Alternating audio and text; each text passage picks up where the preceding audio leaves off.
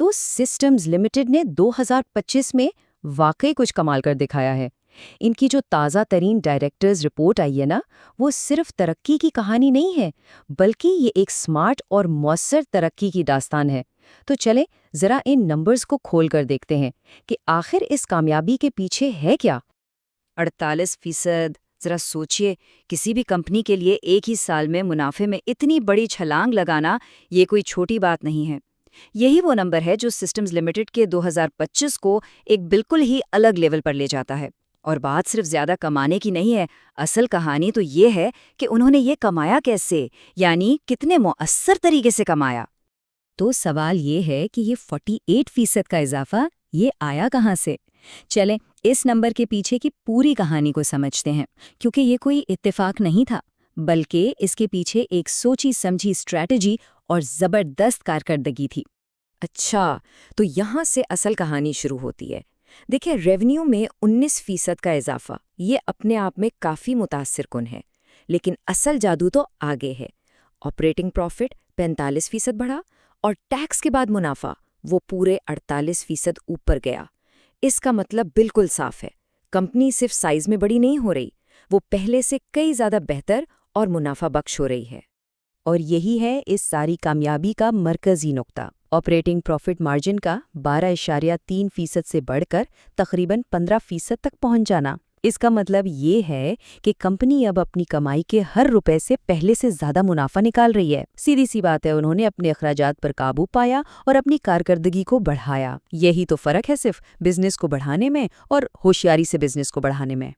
چلیں اب ذرا اس کامیابی کے سفر کو قدم بقدم دیکھتے ہیں کہ یہ آمدنی سے شروع ہو کر خالص منافع یعنی باٹم لائن تک کیسے پہنچا۔ دیکھیں، کوئی بھی مالیاتی کہانی شروع تو ریونیو سے ہی ہوتی ہے، اور یہاں یہ 80 ارب روپے سے بھی اوپر ہے۔ یہی وہ مضبوط بنیاد ہے جس پر اس سال کی پوری کامیابی کی عمارت کھڑی ہے۔ اب ریونیو تو آ گیا، لیکن اس سے بنا کیا؟ تو اس ریونیو نے مجموعی منافع میں تقریباً 39% کا اضافہ کیا، اور یہ بات دلچسپ ہے کہ یہ ریونیو کی گروتھ سے بھی تیز ہے۔ یہ صاف ظاہر کرتا ہے کہ کمپنی اپنے پروجیکٹس کو زیادہ منافع بخش طریقے سے چلا رہی ہے۔ اور آخر میں سب سے اہم چیز، خالص منافع۔ اس میں 48% کا زبردست اضافہ ہوا۔ یہ چارٹ ایک طرح سے پوری کہانی کا خلاصہ ہے۔ ایک مضبوط آمدنی کو بہترین آپریشنل کارکردگی کے ذریعے ایک غیر معمولی منافع میں تبدیل کر دیا گیا۔ اچھا، تو یہ تو پتہ چل گیا ہے کہ کیا ہوا۔ اب سوال یہ ہے کہ یہ سب کچھ کہاں ہوا؟ یہ جو ترقی آئی ہے یہ آئی کہاں سے ہے؟ اور یہ کہانی 2 حصوں میں ہے۔ ایک طرف عالمی مارکیٹ میں کامیابی اور دوسری طرف مقامی مارکیٹ میں ایک زبردست واپسی۔ یہ چارٹ تو خود اپنی کہانی بتا رہا ہے۔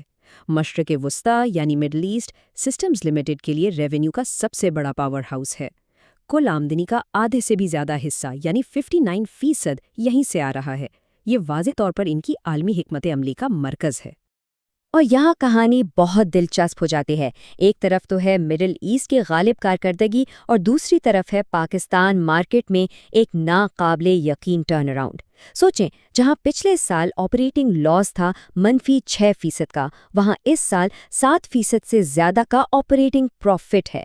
یہ ایک بہت بڑی آپریشنل کامیابی ہے۔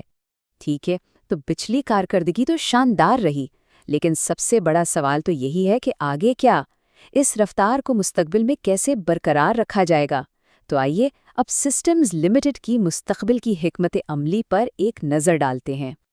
ان کا مستقبل کی ترقی کا منصوبہ 3 ستونوں پر کھڑا ہے۔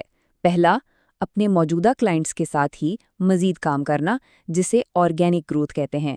دوسرا، بالکل نئے کسٹمرز حاصل کرنا، اور تیسرا، کانفیس جیسی کمپنیوں کو خرید کر ان آرگینک گروتھ حاصل کرنا۔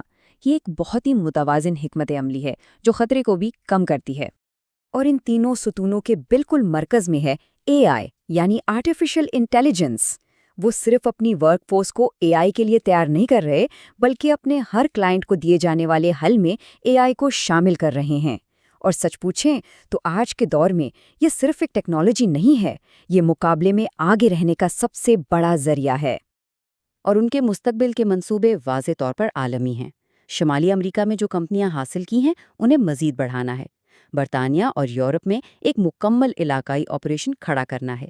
ایشیا پیسیفک میں خاص طور پر ویتنام، ملیشیا اور انڈونیشیا میں جو رفتار بنی ہے اس سے فائدہ اٹھانا ہے، اور ظاہر ہے مشرق وسطیٰ میں اپنی قائدانہ پوزیشن کو اور مضبوط کرنا ہے۔ یعنی ہر خطے کے لیے ایک واضح منصوبہ موجود ہے۔ اچھا، یہ سب تو ہو گیا کمپنی کے بارے میں، لیکن آخر میں سب سے اہم سوال، اس ساری کامیابی سے سٹیک ہولڈرز یعنی سرمایہ کاروں کو کیا ملا؟ ان کے لیے اس میں کیا تھا؟ ₹7.52 یہ ہے بیسک ارننگز پر شیئر یا EPS۔ آسان زبان میں یہ وہ منافع ہے جو کمپنی نے اپنے ہر ایک شیئر پر کمایا، اور جب اس کا موازنہ پچھلے سال کے ₹5.11 سے کرتے ہیں تو یہ ایک بہت ہی زبردست چھلانگ ہے جو سرمایہ کاروں کے لیے سیدھی سیدھی ویلیو بناتی ہے۔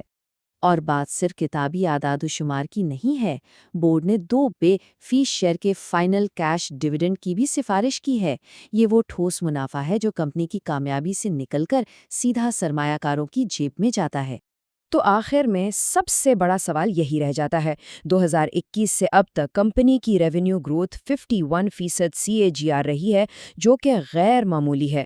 سوال یہ ہے کہ کیا AI اور نئی کمپنیوں کو حاصل کرنے پر مبنی ان کی یہ حکمت عملی اس زبردست رفتار کو آگے بھی برقرار رکھ پائے گی؟ اسی سوال کا جواب سسٹمز لمیٹڈ کے مستقبل کی سمت طے کرے گا۔